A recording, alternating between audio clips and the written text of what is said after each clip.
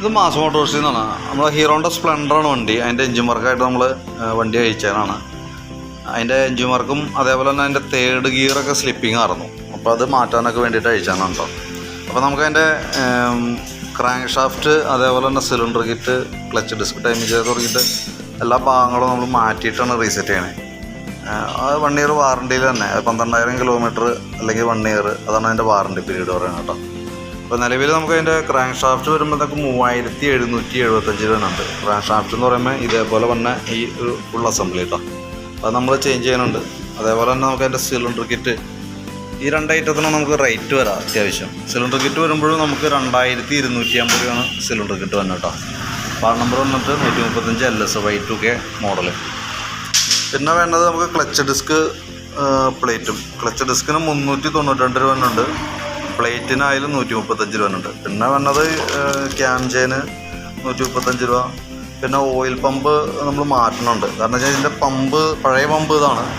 അപ്പോൾ ചെറിയ ഒരു പ്ലേ കാണിച്ചു കൊടുക്കേണ്ടി ഇതിൻ്റെ ബുഷിൻ്റെ അവിടെ. അപ്പോൾ നമുക്ക് ഇത് ഇത്രയും ചെയ്തിട്ട് നമുക്ക് എന്തെങ്കിലും ഒരു പ്രോബ്ലം, അതായത് ചെറിയൊരു അലൈൻമെൻറ്റ് വേരിയേഷനോ അല്ലെങ്കിൽ ഇത്രയും പഴക്കമുള്ളതല്ലോ എന്തെങ്കിലും ഒരു കംപ്ലൈൻറ്റ്, ഓയിൽ പമ്പിങ്ങോ കുറേ എന്തെങ്കിലും ചെയ്താൽ നമുക്ക് എൻജിൻ്റെ ലൈഫിനെ അത് ഡയറക്റ്റ് ബാധിക്കും. നല്ല രീതിയിൽ പണി കിട്ടും. അപ്പോൾ അതുകൊണ്ട് തന്നെ നമ്മൾ അത് മാറ്റിയിടുന്നുണ്ട്. നമുക്ക് ഓയിൽ പമ്പിന് 335 രൂപ വന്നുള്ളൂ അഡീഷണൽ. അപ്പോൾ അത് കൂടുതൽ മാറ്റുന്നതിൻ്റെ കാരണം എന്താ വെച്ചാൽ പഴക്കത്തിൻ്റെയും പിന്നെ ഈ പറഞ്ഞ രീതിയുടെ സേഫ്റ്റിയുടെ ഭാഗമായിട്ട് ചെയ്യണം കേട്ടോ. പിന്നെ ഗിയർ ബോക്സിൻ്റെ ഈ എൻജിൻ കേസാണത്. എൻ്റെ ഗിയർ ബോക്സിൻ്റെ ഉള്ളിലുള്ള എല്ലാ ബെയറിങ്ങും ചേഞ്ച് ചെയ്തിട്ടുണ്ട്. 4 ബെയറിങ്ങും മാറ്റുന്നുണ്ട്. ക്ലച്ചിൻ്റെ ലിഫ്റ്റിൻ്റെ ബെയറിങ്ങും മാറ്റുന്നുണ്ട്. പിന്നെ ഇതൊക്കെ ബെയറിങ് ഐറ്റംസാണ്. അതേപോലെ ഓയിൽ സീലുകൾ, ഗിയറിൻ്റെ വീലുകളാണ് അതൊക്കെ കേട്ടോ. അപ്പോൾ നമ്മളത് ക്ലിയറായിട്ട് തന്നെ ചെയ്യേണ്ടത്. അതേപോലെ കിക്കർ ഷാഫ്റ്റിൻ്റെ ആ കിക്കർ ഷാഫ്റ്റും കൂടി ചേഞ്ച് ചെയ്തിട്ടുണ്ട് 375 രൂപ. അത് പറയാൻ കാരണം എന്ന് വെച്ചാൽ അതിൻ്റെ പഴയ ഷാഫ്റ്റുമേ അതിൻ്റെ മില്ലിങ്ങിന് ചെറിയൊരു പ്രോബ്ലം ഉണ്ട്. ആ കിക്കർ പിടിപ്പിക്കുന്ന ഭാഗത്ത് 2-3 പോയിട്ടുണ്ട്. പിന്നെ എന്ന് വെച്ചാൽ അത് പിന്നീട് കൂടുതൽ കംപ്ലയിൻറ്റ് വന്നു കഴിഞ്ഞാൽ അത് കിക്കർ ഷാഫ്റ്റ് കണക്ട് ചെയ്യാന്ന് പറഞ്ഞാൽ ഇതിൻ്റെ ഉള്ളിൽ നിന്നാണ് സെറ്റ് ചെയ്യുക. അപ്പോൾ നമുക്ക് അതിന് വേണ്ടിയിട്ട് പിന്നീട് നമുക്കത് അഴിച്ച് മാറ്റേണ്ടി വരണമെങ്കിൽ സെയിം കോസ്റ്റ് തന്നെ നമുക്ക് വരാം. മൊത്തം അഴിക്കണം എന്തെങ്കിലും അങ്ങനെ ഒരു പ്രോബ്ലം. അല്ലെങ്കിൽ നമ്മൾ പിന്നെ അത് വെൽഡ് ചെയ്തൊക്കെ വെക്കാൻ നിൽക്കേണ്ടി വരും. അപ്പോൾ മധുര ഐറ്റംസ്, അപ്പോൾ 1-2 ഐറ്റംസ് നമുക്ക് അങ്ങനെ ചെറിയൊരു ഡൗട്ട് തോന്നിയാൽ പോലെ നമ്മളത് മാറ്റിയിടേണ്ട. കാരണം നാളെ ഒരിക്കലും പ്രോബ്ലം വരാതിരിക്കാൻ വേണ്ടിയിട്ടാണ് നമ്മൾ ഇപ്പോഴേ അത് ക്ലിയർ ചെയ്ത് വിടുന്നത് കേട്ടോ. കാരണം ഏകദേശം അത്യാവശ്യം നല്ല പഴക്കത്തിലേക്ക് വന്നതുകൊണ്ട് തന്നെ നമ്മളത് ക്ലിയർ ചെയ്ത് വിടണം. അത്രയും പഴക്കമുള്ളതാണ്. അപ്പോൾ കംപ്ലയിൻറ്റ്സ് വരാനുള്ള ചാൻസ് ഹൈ ആണ്. അപ്പോൾ അതുകൊണ്ടാണ് ആ മാതിരി ഐറ്റംസ് ചെയ്യണം. അപ്പോൾ ഞാനപ്പോൾ എൻ്റെ എൻജിൻ വർക്ക് സ്റ്റാർട്ട് ചെയ്തേക്കാണ്. അപ്പോൾ ഞാൻ വൈകിട്ടത്തേക്ക് ക്ലോസ് ചെയ്യാവുന്ന രീതിയിലാണ് ചെയ്തുകൊണ്ടിരിക്കുന്നത് കേട്ടോ. ഓക്കെ, നമുക്കൊരു 1 ഇയർ വാറണ്ടി ഉണ്ട് എന്ന് പറയണത്. 1 വർഷം അല്ലെങ്കിൽ 12,000 കിലോമീറ്റർ. അത് കറക്റ്റ് സർവീസ് ആയിരിക്കണം. നമുക്ക് ആദ്യത്തെ 1 മാസം അല്ലെങ്കിൽ 1000 കിലോമീറ്റർ. ഇതിനകത്ത് ഏതാണോ ഫസ്റ്റ് വരുന്ന ആ സമയത്ത് നമുക്ക് അതിനെ കൊണ്ടുവന്നിട്ട് ഓയിൽ ഫിൽറ്റർ ഓയിൽ മാറ്റണം. അതേപോലെ ഫിൽറ്ററൊക്കെ ഒന്ന് ക്ലീൻ ചെയ്യണം. ടാപ്പറ്റൊക്കെ ഒന്ന് ചെക്ക് ചെയ്യണം. മൈലേജ് ട്യൂണിങ് കാര്യങ്ങളൊക്കെ അതിനകത്ത് തന്നെ ആദ്യത്തെ 1 മാസത്തിനുള്ളിൽ.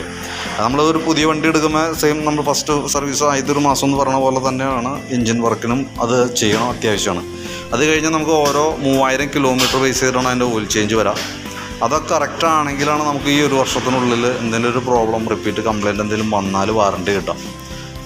കംപ്ലയിൻറ്റ് വരാനുള്ള സാധ്യത 99% കുറവാണ്. കാരണം ഞാൻ ഓൾറെഡി ഒക്കെ കമ്പനി ജെനുവിൻ പാർട്സുകൾ നമ്മൾ യൂസ് ചെയ്തേക്കണേ. അതേപോലെ തന്നെ സർവീസും പക്കയാണെന്നുണ്ടെങ്കിൽ കംപ്ലയിൻറ്റ്സ് വരാനുള്ള സാധ്യത വളരെ കുറവാണ്.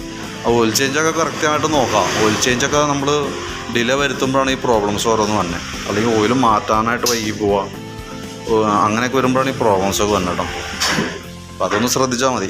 വർക്ക് ചെയ്യുന്നുണ്ട്. ഞാനത് വർക്ക് കംപ്ലീറ്റ് ആയി കഴിഞ്ഞാൽ എൻ്റെ ബാക്കിത്തെ ഡീറ്റെയിൽസ് അപ്ഡേറ്റ് ചെയ്യാം. ഓക്കെ, നമ്മുടെ സ്പ്ലെൻഡറിൻ്റെ ചേസിൻ്റെ ഭാഗം നമുക്ക് തുരുമ്പിട്ട് പോയിട്ടുണ്ടായിരുന്നല്ലോ. അത് നമ്മൾ വെൽഡ് ചെയ്തിട്ടുണ്ട്. പെയിൻറ്റ് ചെയ്തിട്ടില്ല, പെയിൻറ്റ് ചെയ്യാൻ പോകുള്ളൂ. അപ്പോൾ പെയിൻറ്റ് ചെയ്യുന്നതിന് മുമ്പുള്ളതിൻ്റെ ഒരു ഡീറ്റെയിൽസ് ആണ് കേട്ടോ. ഈ ഇത്രയും പോർഷൻ നമ്മൾ വെൽഡ് ചെയ്ത് മാറ്റിയിട്ടുണ്ട്. ഫുഡ് റെസ്റ്റിൻ്റെതൊക്കെ പിടിപ്പിക്കാതെ അഡ്ജസ്റ്റ് കഴിക്കുന്നുണ്ട്. പിന്നെ അത്യാവശ്യം ചേസിൻ്റെ അവിടെയൊക്കെ എല്ലാം നല്ല തുരുമ്പാണ്. അപ്പോൾ അതൊക്കെ ഒന്ന് ചിരണ്ടി ഒന്ന് അത്യാവശ്യം ഈ ഉള്ളിൽ തന്നെ ഭാഗം, പുറത്തേക്ക് വന്നത് നമ്മൾ പെയിൻറ്റ് അടിക്കുമ്പോഴത്തേക്കും വൃത്തികേടാവും. നമുക്ക് അത്യാവശ്യം ഉള്ളിൽ വന്ന ഭാഗമൊക്കെ നമുക്ക് ബ്രഷ് കൊണ്ട് തന്നെ ഒന്ന് പെയിൻറ്റ് ടച്ച് ചെയ്ത് ഒന്ന് ചിരണ്ടി ക്ലീൻ ആക്കിയിട്ട് ഒന്ന് പെയിൻറ്റ് ടച്ച് ചെയ്തേക്കാം കേട്ടോ. എൻജിൻ്റെ കേസ് ഇപ്പോൾ സെറ്റ് ചെയ്തുകൊണ്ടിരിക്കണുള്ളൂ. ഓക്കെ, എൻജിൻ വർക്കും കൂടി ഉള്ളത് കൊണ്ട് ജസ്റ്റ് ഇപ്പോൾ പെയിൻറ്റ് അടിച്ച് വയ്ക്കാം. അതിന് ശേഷം നമുക്ക് സെറ്റ് ചെയ്ത് കയറ്റാം. അപ്പോൾ ഫുള്ളായിട്ട് അഴിച്ച് നമ്മൾ വാഷ് ചെയ്തിരുന്നു. അതിൻ്റെ ഉള്ളൊക്കെ അത്യാവശ്യം നല്ല രീതിയിൽ ചാണകവും കാര്യങ്ങളൊക്കെ ആയിരുന്നു. അപ്പോൾ ഫുള്ളായിട്ട് അഴിച്ച് വാട്ടർ സർവീസ് ഈ കണ്ടീഷണറിൻ്റെ കൊണ്ടിട്ട് ഫുള്ള് വാഷ് ചെയ്ത് ക്ലിയർ ചെയ്തിട്ടുണ്ട്. അല്ലെങ്കിൽ അത് ചൊവ്വാവും. കാരണം അതിനും മാത്രം ചെളിയാറും.